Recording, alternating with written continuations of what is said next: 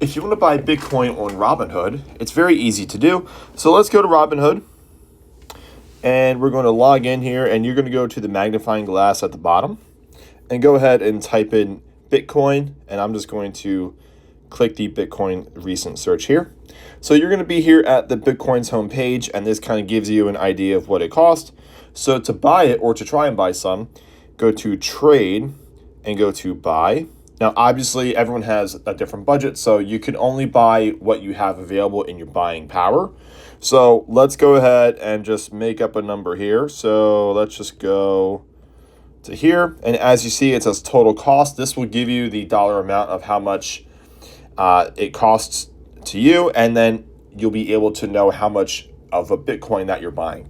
So once you're happy with this order, you would just go ahead and swipe to submit, and Robinhood's going to send that order, and then you have an order filled and it's going to start to pend. So that's it. It's super simple and super easy.